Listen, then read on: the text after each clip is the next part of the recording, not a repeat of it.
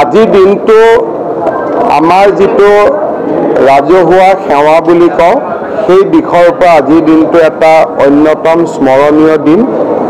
আজিৰ দিনটোত আমাৰ ডাইৰেক্টৰ এমপ্লয়মেণ্ট এণ্ড স্কিল ডিপাৰ্টমেণ্টৰ তৰফৰ পৰা এটা সুন্দৰ পোৰ্টেল বনোৱা হৈছে, যি পোৰ্টেলৰ জৰিয়তে এতিয়াৰ পৰাই নিবনুৱা যুৱক যুৱতীসকলে এমপ্লয়মেণ্ট এক্সচেঞ্জত নহাকৈ আধাৰ কাৰ্ডৰ সুযোগ লৈ ঘৰৰ পৰাই এমপ্লয়মেণ্ট ৰেজিষ্ট্ৰেশ্যন কৰিব পাৰিব।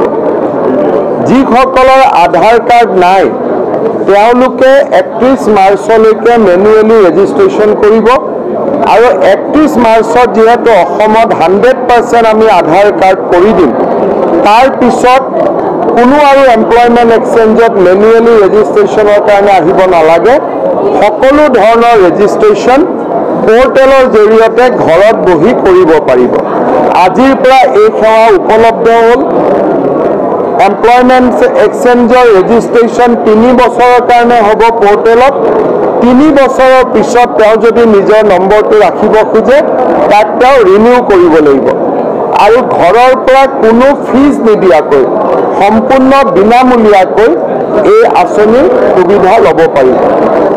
দ্বিতীয়তে, মাজুলী আৰু যোৰহাটৰ মাজত যাতায়াতৰ কাৰণে যাতে এপৰ জৰিয়তে লাইন নপতাকৈ ঘৰৰ পৰাই টিকেট ল'ব পাৰি, তাৰ কাৰণেও আমি আজি এপ এটা লঞ্চ কৰিছোঁ।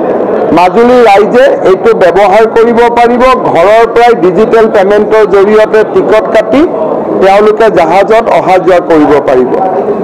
কোভিডৰ সময়ত ড্ৰাইভাৰ হেণ্ডিমেনসকলৰ যথেষ্ট ক্ষতি হৈছিল, বিশেষকৈ আন্তঃজিলা পৰিবহণৰ লগত যিসকল জড়িত। আমি তেওঁলোকক 10,000 টকাৰ সাহায্যৰ কথা ঘোষণা কৰিছিলোঁ।